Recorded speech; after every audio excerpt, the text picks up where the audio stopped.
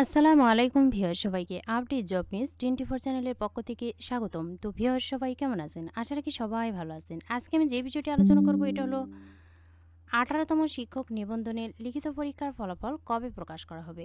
এই সম্পর্কে ভিডিওতে আমি বিস্তারিত বলে দেওয়ার চেষ্টা করব। তবে ভিডিওটি শুরু করার আগে আপনাদের কাছে একটা রিকোয়েস্ট থাকবে।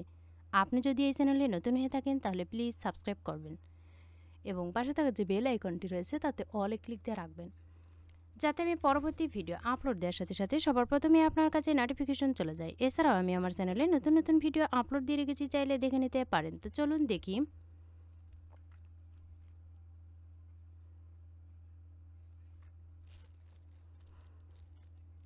আঠারোতম শিক্ষক নিবন্ধনে লিখিত পরীক্ষা শেষ হয়েছে।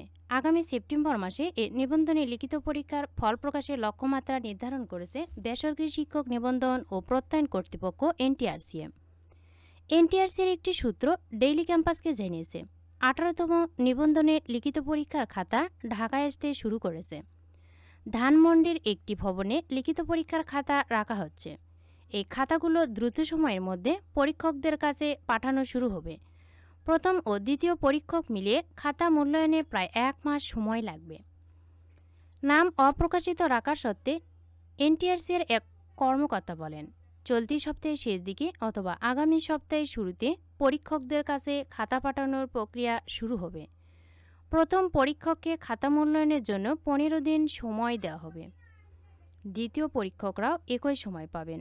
প্রথম পরীক্ষকের কাছ থেকে খাতা সংগ্রহের পর দ্বিতীয় পরীক্ষকের কাছে পাঠাতে 7 থেকে 10 দিন লেগে যাবে। ফলে 18তম নিবন্ধনের লিখিত পরীক্ষার ফল প্রকাশ করতে অন্তত 2 মাস সময় লেগে যাবে।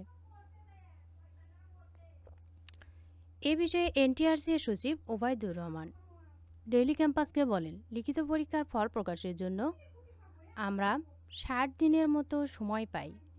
তবে অনেক ক্ষেত্রে নানা জটিলতার কারণে নির্ধারিত সময়ের মধ্যে ফল প্রকাশ করা যায় না। আমরা আশা রাখছি এবার 60 দিনের মধ্যে লিখিত পরীক্ষার ফল প্রকাশ করতে পারব। জানা যায়, গত 15 মে 18তম শিক্ষক নিবন্ধনের প্রিলিমিনারি পরীক্ষার ফল প্রকাশ করে বেসরকারি শিক্ষক নিবন্ধন ও প্রত্যয়ন কর্তৃপক্ষ এনটিআরসিএম। এতে গড় পাশের হার 35.80%। প্রিলিমিনারি পরীক্ষায় স্কুল ও কলেজ পর্যায়ে মিলিয়ে পাশ করেছেন 4,79,981 জন। এর মধ্যে স্কুল 2 পর্যায়ে 29,519 জন, স্কুল পর্যায়ের 2,21,652 জন এবং কলেজ পর্যায়ের 2,28,813 জন। এর আগে 15 মার্চ কিন্তু পরীক্ষা অনুষ্ঠিত হয়েছে। তো ভিউয়ার্স, এই খাতা কিন্তু এখন ধানমন্ডিতে যাওয়া শুরু করেছে। প্রথম পরীক্ষক থেকে দ্বিতীয় পরীক্ষকের কাছে যাবে। এরপর কিন্তু দ্বিতীয় পরীক্ষকের কাছে পাঠাতে 7 থেকে 10 দিন সময় লেগে যাবে। আর এই ফল প্রকাশ হয়তো বা সেপ্টেম্বর মাসে প্রকাশ হতে পারে। ফলাফল প্রকাশ হওয়া মাত্রই জানিয়ে দেওয়ার চেষ্টা করব। ভিডিওটি ভালো লাগলে অবশ্যই লাইক, কমেন্ট এবং শেয়ার করবেন। আরও নতুন নতুন ভিডিও পেতে চ্যানেলটিতে অবশ্যই সাবস্ক্রাইব করে রাখবেন। এতক্ষণ ধৈর্য সহকারে ভিডিওটি দেখার জন্য সবাইকে ধন্যবাদ। সবাই ভালো থাকবেন, সুস্থ থাকবেন। আবারও দেখা হবে নতুন কোনো ভিডিওতে। আজকের মতো এ পর্যন্তই। আসসালামু আলাইকুম।